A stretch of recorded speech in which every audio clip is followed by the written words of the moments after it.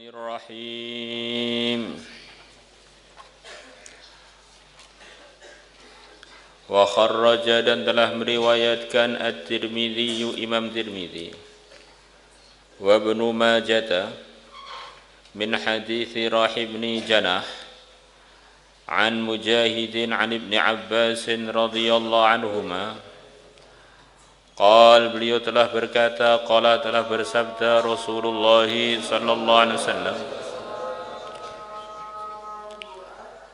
faqihun wahidun orang yang ngerti fikih yang satu orang yang faham agama yang satu orang asyaddu ala syaitan lebih berat atas syaitan min alfi abidin melebihi 1000 ahli ibadah yang tidak faqih.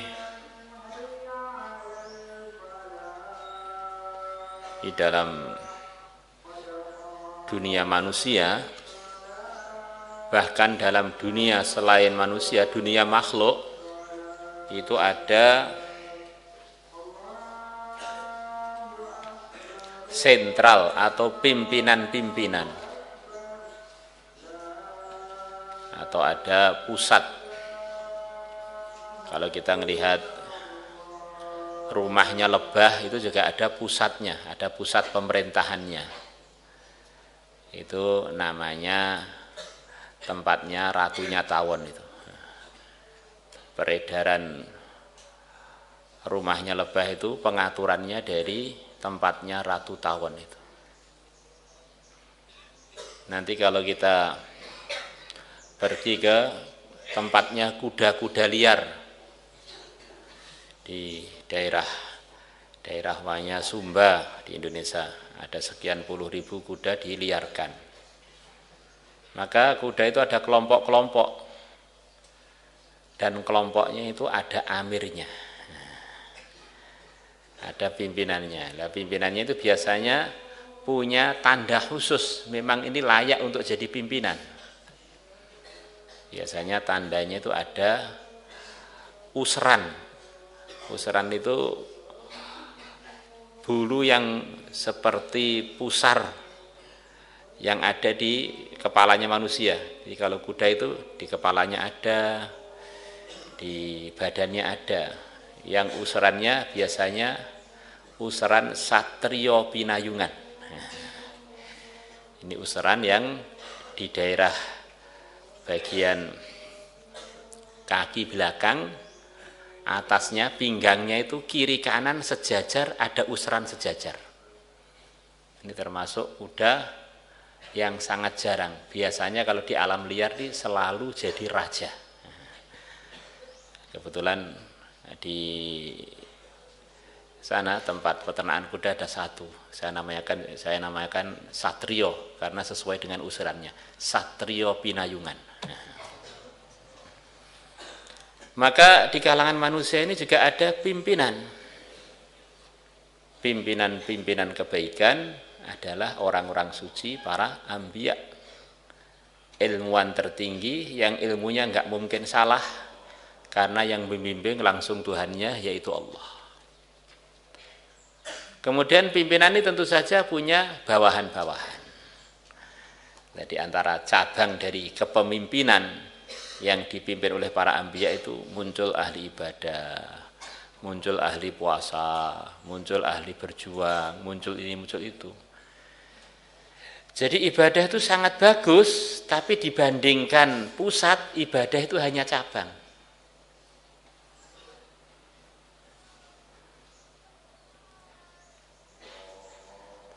Maka selepas para anbiya, tokoh-tokoh kebaikan itu namanya ulama, al-ulama'u warathatul anbiya. Nah, ungkapan yang lain dari ulama itu adalah faqih yang barusan kita sebutkan tadi. Di posisi satu faqih itu lebih ngerepotkan syaitan, melebihi dia menghadapi 1000 ahli ibadah yang tidak faqih.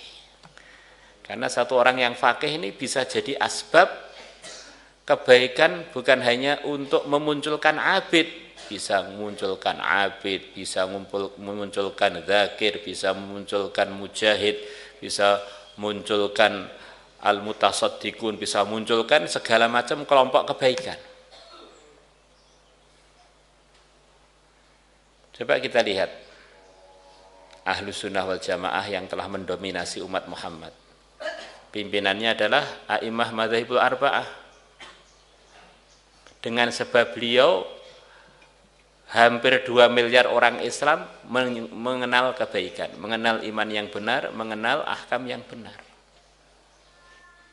Berapa banyak muncul ibadah, muncul dakwah, muncul pengajian, muncul segala macam kebaikan dari fuqaha al-arba'ah. Maka orang tuh ahli ibadah itu sudah sangat baik, tapi godaannya tidak sebesar kalau orang mencari ilmu agama. Karena kalau dia ini jadi dan takwa, ini pengaruhnya bisa sampai seluruh dunia. Bahkan pengaruhnya sampai akhirat. Nanti para ulama sebagaimana yang telah kita baca kemarin itu. Di akhirat pun manfaat untuk manusia, nggak boleh masuk surga dulu, suruh nyari-nyari yang bisa beliau syafaati untuk diajak bareng masuk surga. Kif isfa' linnas, berhenti dulu, jangan masuk surga dulu. Itu syafaati orang-orang itu. Sebagaimana profesi dia waktu di dunia adalah memberikan kebaikan, memberikan arahan agama, arahan keberuntungan kepada manusia. Maka ini jabatan faqih, ini jabatan yang tertinggi di hadapan Allah. Maka kalau sampai diselewengkan, ya tentu saja risikonya besar. Karena menyelewengkan jabatan agama untuk murkanya Allah. Kalau begitu saya nggak berani Pak jadi orang alim. Saya tak boyong aja kalau begitu, itu khawatir hisabnya begitu berat. Katanya nanti neraka pertama kali dihidupkan dengan badan-badannya orang alim yang ulama su. Ulama aja lo bisa su. Kalau nggak jadi ulama yang langsung su terus nggak ada baiknya. Nah. Jadi yang ngerti aja lo bisa salah. Apalagi yang nggak ngerti sama sekali, ya mulai awal salah terus, nggak ada benernya. Gambaran kebenaran di otaknya itu lo nggak pernah masuk. Gitu. Orang itu sudah belajar nyetir, kadang-kadang masih nabak, masih nyerempet. Kalau nggak belajar begitu nyetir ya langsung masuk selokan. Gitu. Ibaratnya begitu.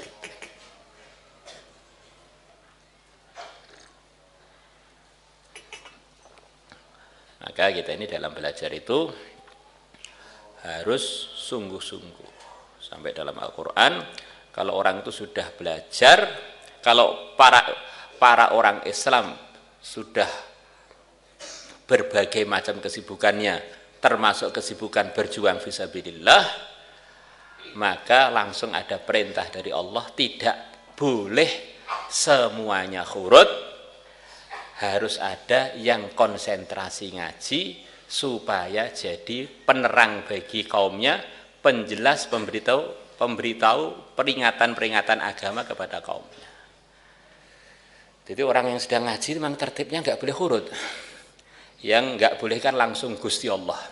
Wa ma kanal mu'minuna liyanfiru kafah falaula nafara min kulli firqatin minhum ta'ifatul liyatafaqahu fiddin waliyungdiru qaumahum idza raja'u ilaihim. Khurut aja nggak boleh, apalagi pulang.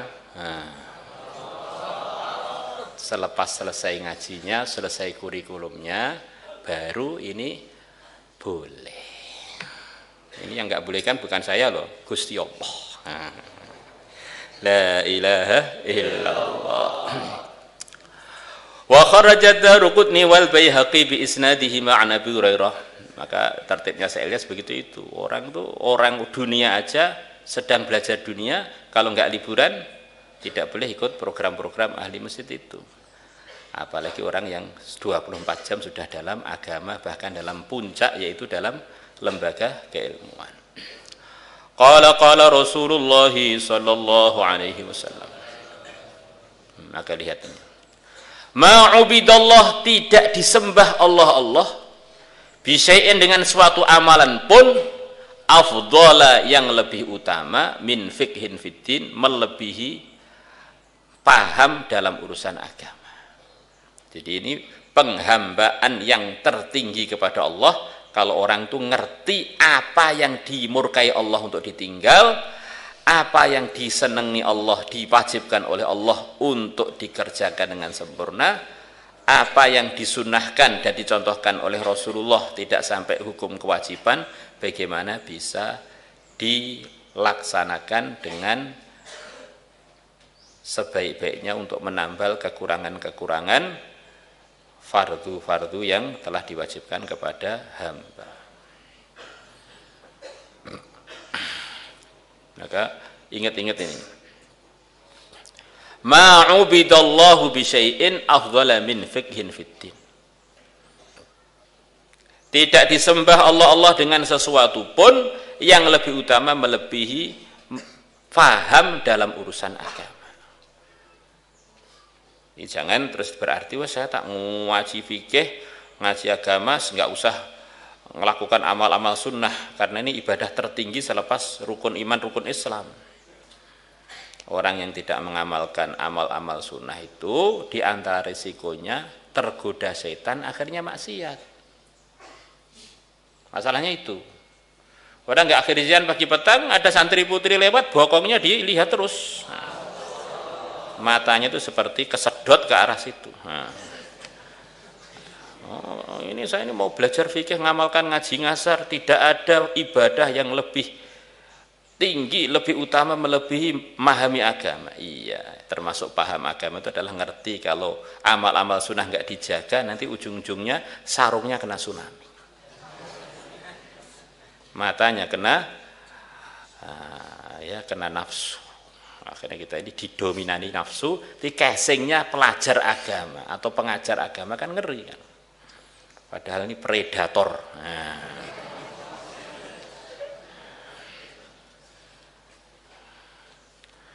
La ilaha illallah. Justru orang itu kalau dalam amal agama setannya tambah gede. Coba kita ini bercermin, yang ganteng kan sedikit. Tetapi begitu kita ini ngaji itu banyak yang goda, ngirimi surat, orang di kampung itu seperti tertarik. Bukan karena kamu ganteng, demitnya yang banyak biar kamu gagal jadi orang takwa. Jadi kalau ngomong jujur, coba kalau nyangkul di sawah atau sekolah di luar, nggak ada yang goda. Kenapa ketika di pondok kok jadi laris? Bukan jadi laris. Kamu itu sekarang lagi dalam program yang begitu besar fadilahnya. Setan nggak akan ridho kamu jadi orang takwa. Dikira, wah aku ternyata ganteng ya, cantik saya ini. Siapa-siapa nyurati saya, gombal. Coba kamu cermin, nanti kan sepakat semua teman dan lawan bahwa kamu tidak cantik dan tidak ganteng. Wala faqihun wahidun, dan sungguh orang yang faham agama yang satu asyaddu ala syaitan, lebih berat atas syaitan min alfi abidin, melebihi 1000 ahli ibadah. Walikulli syai'in imad, segala sesuatu punya tiang. Ingat, segala sesuatu ada tiangnya. Amal terpenting selepas iman, sholat. Tapi kalau secara umum sholat itu pun masih bergantung kepada yang lain. Apa itu? Wa imadu hadaddin al-fiqhu, dan tiangnya agama ini adalah al-fiqhu, fikih, pemahaman yang benar pada agama. Ya ilmu fikih itu artinya sebenarnya kan kumpulan pemahamannya ulama-ulama yang ahlinya dalam urusan agama, pemahaman urusan toharo, pemahaman urusan ibadah, pemahaman urusan muamalah, pemahaman urusan munakahah gitu kan.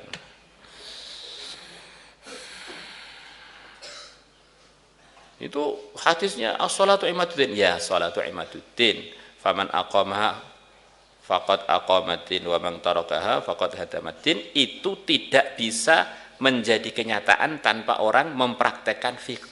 Itu masalahnya itu. Maka di balik tiang itu ada penopang yang inti, namanya pemahaman bagaimana caranya negakkan tiang. Yaitu pemahaman itulah namanya al-fiqhu. Ada orang semangat iqamatus shalah tapi nggak mau ngaji, akhirnya nggak bisa wudu. Akhirnya nggak tahu syarat rukunnya sholat, nggak tahu bacaan yang benar, begitu. Maka inti dari semua inti adalah ilmu. Maka inti semua kebaikan dari para anbiya jadi nabi mulanya diberi ilmu oleh Allah. La ilaha illallah.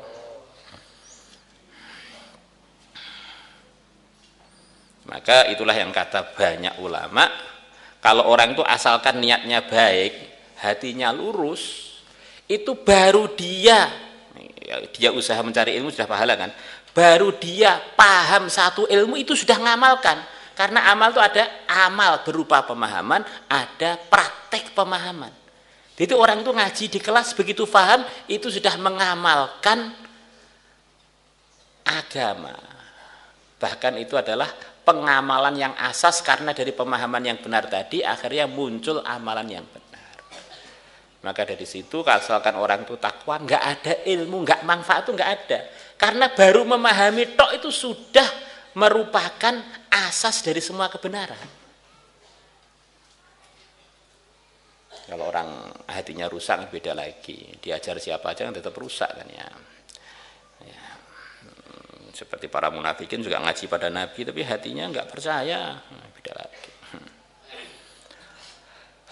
Qultu wa hadzal lafdzu, dan lafaz ini innama huwa,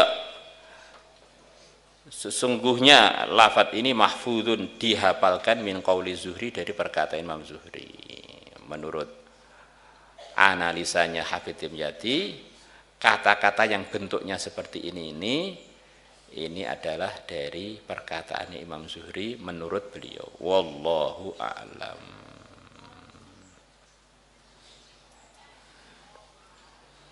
Maka nanti akan kita lihat bagaimana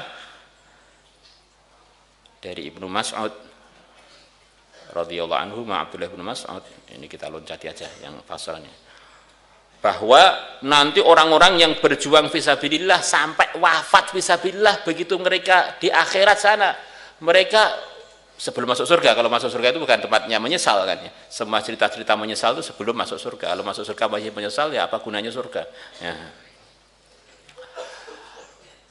Di orang yang wafat fisabilillah begitu bangun, dikumpulkan di sana dengan para orang-orang yang diridhoi Allah, mereka pada menyesal, ngapain sih saya dulu kok nggak ngaji. Ternyata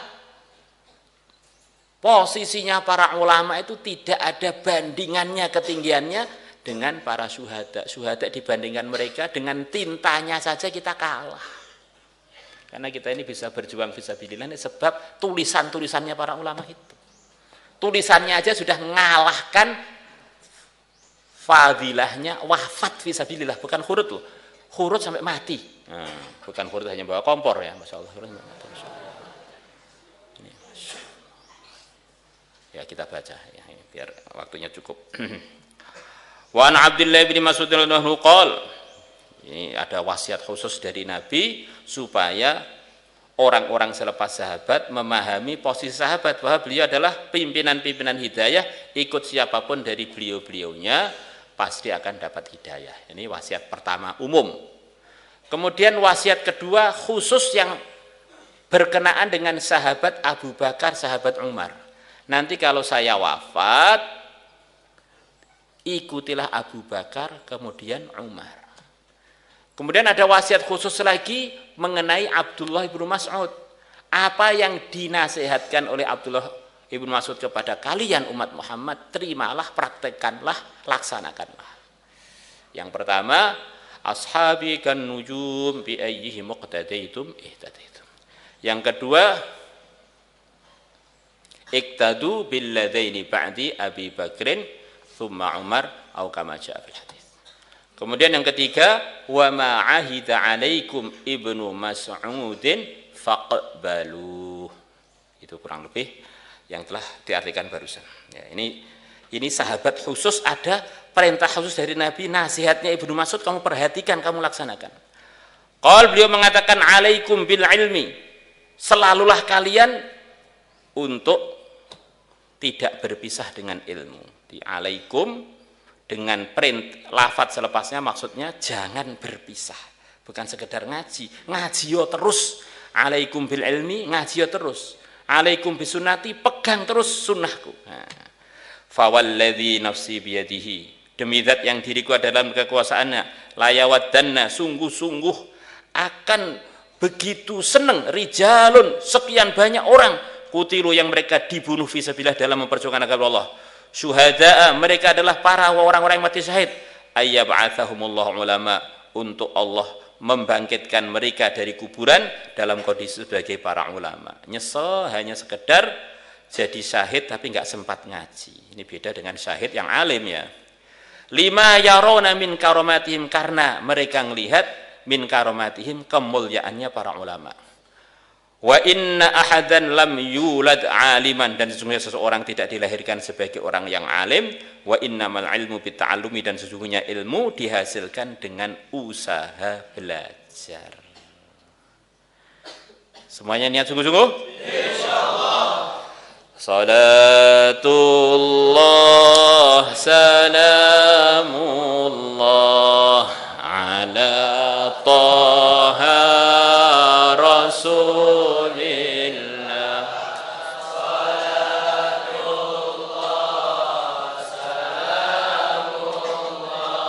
ala yasin habibillah.